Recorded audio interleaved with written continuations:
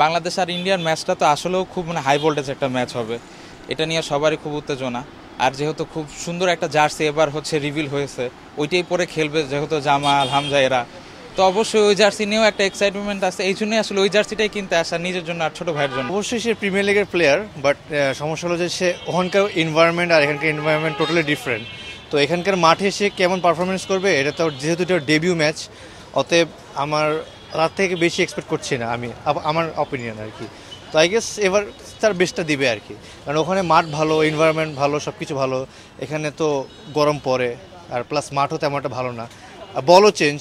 তো এই কারণে আর কি মোটামুটি খেলতে পারে, ভালোই খেলবে আশা করি। আমি বাংলাদেশের লোক, আমরা বাংলাদেশের সাপোর্ট করা লাগবে, বাংলাদেশের মানুষ আমরা বর্তমান বাংলাদেশের এদের আগ্রহ অনুযায়ী, চেষ্টা অনুযায়ী ঠিক আছে, আশা করা যায় জিতের সম্ভাবনা আছে। আমরা ইতিমধ্যে জানি হামজা চৌধুরী ইজ অ্যারাইভ, আমরা অত্যন্ত আশাবাদী তাকে নিয়ে, খুব ভালো ফলাফল হবে, অবশ্যই বাংলাদেশ জিতবে, বাংলাদেশ সাপোর্ট করি এবং আশা করি ইফতারের পরবর্তীতে ল্যাপটপের সামনে বসে পড়বো খেলা দেখার জন্য।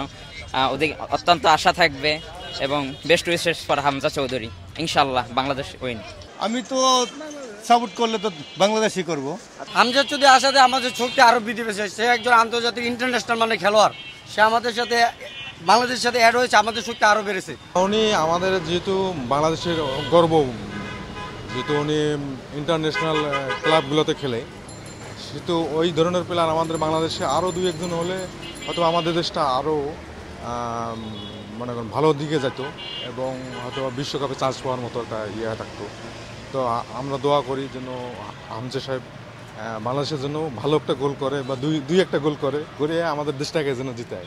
যত এই ডিউটির ফাঁকে থাকি, ব্যস্ততা থাকি না কেন, একটু হলেও দেখবো, এটা দেশত্ব প্রেমের টানে দেখবো। চাই বাংলাদেশ জিতুক, আমরা সে সমর্থন আছে, আমরা 3 গোলে জিতবো ইনশাল্লাহ।